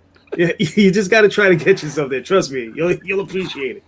Apparently, Vegas tickets are really cheap right now, guys. Oh, I don't doubt it. Yeah, so's Disney World. Yeah. If you call them and ask them, pound them a little bit on price. Apparently, there's nobody in the hotels. We are planning for our 20th wedding anniversary a trip to Japan for our Japan listeners in 2023. So I am really looking forward to that. It's going to be 2 weeks. See the country, Akihabara, Tokyo, go up north into the countryside. I can't wait. That'll be great. Eric could be signing the Dinosaur Man book there. It would make a great manga. I already have an idea for a manga version. It's just a question of getting it done. Are you guys looking forward to? Well, I should ask this because this is. Are you guys looking forward to when cons come back? What's the first thing you're going to be excited about when you walk into that first Comic-Con? It's a massive show. Is there anything you miss that's odd? Like for me, I'll tell you what I miss. I honestly miss expensive, horrible tasting nachos. I need expensive, horrible tasting nachos. I miss it. I gotta have it. I don't know. Where That's was because this? you're weird. Where did you get horrible, expensive tasting nachos that you miss so much? Well, if I say that, convention will never have me back. I can't say it, but they'll be like, you're not coming back. You can't even pay for Oh, it. you're talking about con food? Yeah, I miss con food. Well, it's con all con food is horrible and expensive. It's con food. Yeah. I do miss certain restaurants, but I can't say them because they're not sponsoring us. So Right. That's right. I miss. Drop the taco. Get in the car. I will say the thing that I missed the most is seeing the joy in someone's face when they find enjoyment in my work. That connection, that's something that you can't replicate at all online. I absolutely miss that. I also miss all of the side conversations, about various anime or wrestling stars and stuff like that. That's just a wonderful, little small single serving friendship there at the table. That's what I miss. Yeah, and I can tell you guys, it's pretty funny. And Lola just came and sat over here, but if there's two ways I can find Eric at a show, I don't have to know where Eric is sitting. Like we travel a lot together, but when he walks in and registers and gets his table, and I walk in, we go our separate ways until later that night. But while Eric is setting up, there's one way I can find Eric. Eric blares Japanese manga anime intros loud while he's putting his table up. And sometimes just regular death metal. I was it Scottish death metal? No, Sabaton, man. It's not even death metal. It's like it's the best Viking metal you could possibly. Yeah, right. Well, Sabaton is okay, but he blares it to the point where you can hear it, and as long as you walk around the other side, they're like, "Oh, I hear." Okay, yeah. And you can walk over there, and you'll find Eric putting his table up, and that's how I miss that. I miss hearing Eric blare music at the convention, and waiting to see if someone reports him like this. Someone's gonna tell you. Someone look at that black guy standing next to him. He ain't gonna like that. Guys, it's been a joy speaking with you this morning. Tell us where people can find you online. I will start with the uncanny indie devil, Rob Anderson. Hold on 1 second. I'm trying to see if I have it loaded because I hate doing my own intros. I film them so I don't have to explain who I am, and I'll just the devil. We didn't talk about what's on the Devil's Advocate this week. Oh yeah. What is on there? What are you talking about this week? We're going to be talking about. Let's see. I had to go back to the other room. I actually uploaded it for you. I'm having a stroke. The light. It's not funny. I've had two of them, so yeah. When I say people usually like, are you serious? Now, first off, happy birthday to Varian. I gave him a new way to not have to deal with the ugly emails. Yeah. There we go. IndieDevil@gmail.com. There I you go. have a mailroom just for all the concern. And this week, how dare you draw women that way? Is it jealousy or serious concern? We're going to talk about that and offend a whole bunch of people this week. We're going to offer them seats so they can tell us why they're offended. Where are her organs? Well, we'll explain this week's edition of The Devil's Advocate. Now, as far as me, I create comics. Find me at MrAnderson.com. Check out all the Indie Volt programming. We're going to have big news starting soon with Indie Volt, also with the news program that's coming back. I've already talked to Varian about that. So I'm pretty excited about that. And Terraform Comics. We're terraforming the landscape of comics. And we're going to check out comicbookadvocates.com, where I'm trying to get Varian to join up and be part of the comic book advocate movement. I've advocated for too long. I'm tired. My bones hurt. Dreaded Dinosaur, where can they find you? Well, you can find me at Dreaded Dinosaur on all the major social medias, Facebook, Twitter, you name it, YouTube. Please, though, go to Webtoon and subscribe to Dinosaur Man. I'll be working on some more episodes actually today, hoping to get them wrapped up soon and start telling the story again because my time has been freed up with Roddy Piper in the rearview mirror. And definitely follow me. Go to Roddy Piper, Kilted Avenger on Facebook. So you can figure out when you can buy your own copy. We are going to be going to the printer soon on that, and looking forward to having that book in my hands as well. Until then, EricHodson.com. That's Eric with a K because I'm not a communist. And buy some prints for me and help me pay my rent. JD, where can they find you? They can find me at theoswaldchronicles.com, talltalesonline.com. They can find me on Facebook, Twitter, and YouTube under JD Calderon. And you can check out my show tonight where I'm going to be talking to Katrina Rhodes. Katrina's on your show, huh? I got to crash the party. All right. Randy, where can they find you at, sir? I'm on Facebook. I'm on Twitter. I don't twit very often, but I'm on there as Randy Zimm. You can find me at the Zimm Geek channel here on YouTube, ZIMMGEEK, as well. If you're interested, I have and I never mention it. I have a book with Caliber that's available on Amazon all the time called War of the Worlds, Infestation. It's you can check under my name and look up there. I've got a bunch of more stuff coming. Other than that, I'll be here on Indie Volt. My next scheduled appearance is Tuesday night at 9 p.m. Eastern Standard Time. And we'll be back again next Thursday morning for the Breakfast Buzz. I just had a late question from Standards and Practices just sent me a note. I had a late question coming from a Brian, and Brian says I've been drawing comics for 5 years. We're not going to answer this question, guys, but he says I've been drawing comics for 5. I just want to see your reactions. I've been drawing comics for 5 years, and I'm thinking about submitting to my to publishers like Image and Dark Horse. They keep asking for sequentials. What are those? I'm going to leave it at that. Good work, buddy. Wait a minute. I got it. I got that. Hang on just a second here. I'm looking. I got to find it. I can't find it. Where'd it go? Oh, no. It slipped away. There it is. To be continued. Yeah. To be continued. If you want an answer for that, stay tuned. Yeah. Listen, if I can, I got a small piece of advice for that guy. What's that? Go to Indiegogo. Go check out the Oswald Chronicles. Go get issues 1 through 8. That'll explain everything about sequential. There we go. You can pick up my book on Amazon too. War of the Worlds, Infestation. Yes, that's there is an explanation for sequentials in that book too. Yeah. Yes. If you want to send any email questions like that one, you can do so at IndieVoteLive at IndieVote.com. Please include IndieVote in the subject and keep those emails to 90 words or less. No questions too.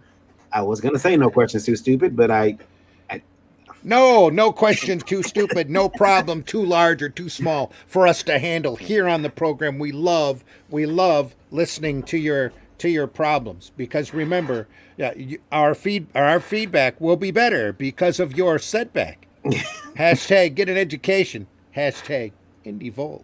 And you can also listen to us live on Google Play with the app, IndieVote Radio app on Google Play, or if you have Apple phone, iPhone. And quickly, what are our ending numbers?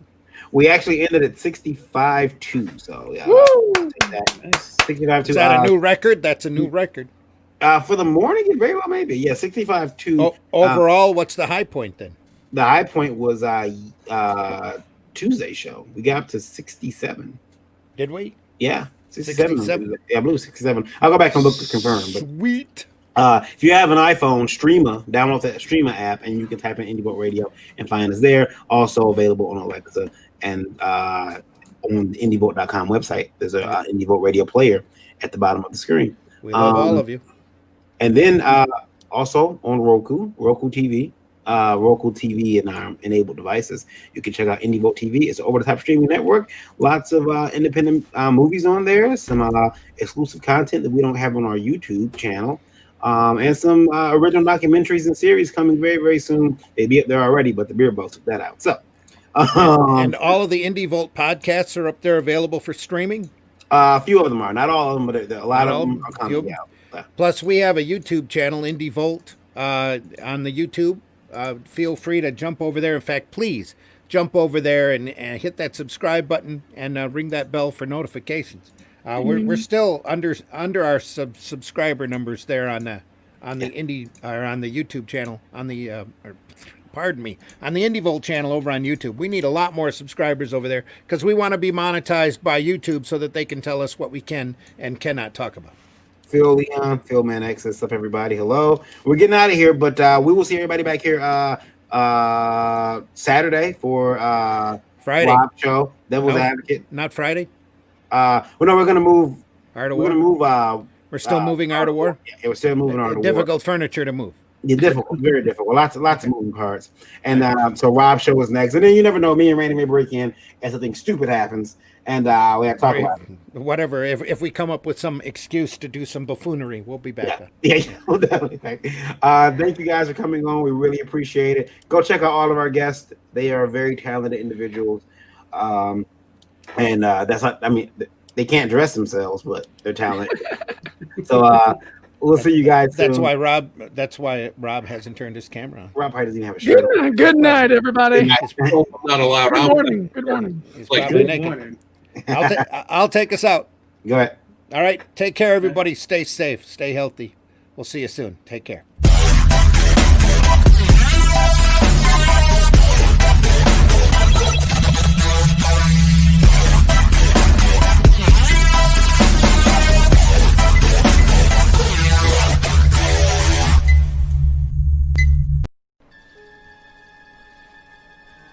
Picked the wrong week to quit sniffing glue.